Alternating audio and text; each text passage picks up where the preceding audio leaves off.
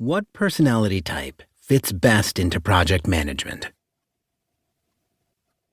Depends on the type and scale of the project, experience of the project team.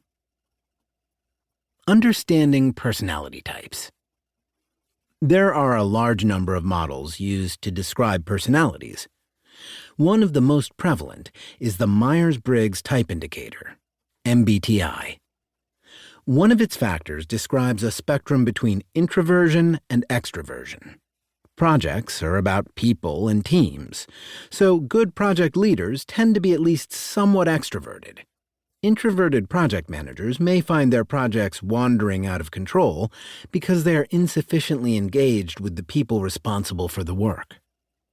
A second factor is the dichotomy between a preference for observable data and a preference for intuitive information. Projects are best managed using measurable facts that can be verified and tested. A third factor relates to whether decisions are based on logical objective analysis or on feelings and values. Projects, especially technical projects, proceed most smoothly when decisions are based on consistent analytical criteria. The fourth MBTI factor is the one most strongly aligned with project management, and it describes how individuals conduct their affairs. On one extreme is the individual who plans and organizes what must be done, which is what project management is mostly about. On the other extreme is the individual who prefers to be spontaneous and flexible. Projects run by this sort of free spirit tend to be chaotic nightmares and may never complete. Considering other factors. Project managers need to be technical enough. For small technical projects, it is common for the project leader to be a highly technical subject matter expert. For larger programs, project managers are seldom masters of every technical detail, but generally they are knowledgeable enough to ensure that communications are clear and status can be verified. On small technical projects, the project manager may be a technical guru, but that becomes much less important as the work grows. Large-scale projects require an effective leader who can motivate people and delegate the work to those who understand the details. Good project managers are detail-oriented, able to organize and keep straight many disparate activities at a time. They are also pragmatic. Project management is more about good enough than it is about striving for perfection.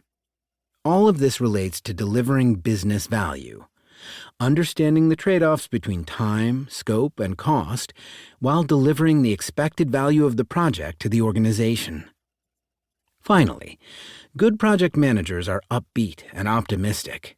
They need to be liked and trusted by sponsors and upper management to be successful. They communicate progress honestly, even when a project runs into trouble.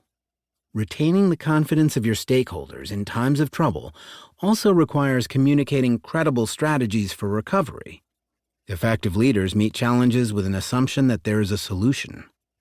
With a positive attitude, more often than not, they find one. 2.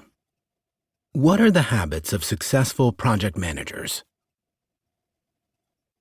Effective project leaders have a lot in common with all good managers.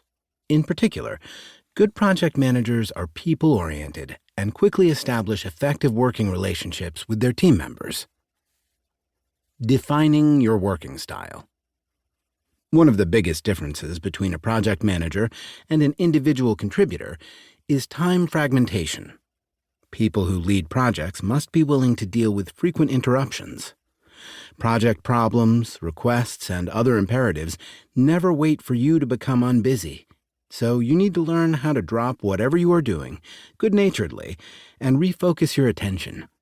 Project leaders who hide behind "do not disturb" signs and lock their doors run the risk of seeing trivial, easily addressed situations escalate into unrecoverable crises. Between urgent emails, phone calls, frequent meetings, and people dropping in, project managers don't generally have a lot of uninterrupted time. You may need to schedule work that demands your focus and concentration before the workday begins, or do it after everyone is left for the day.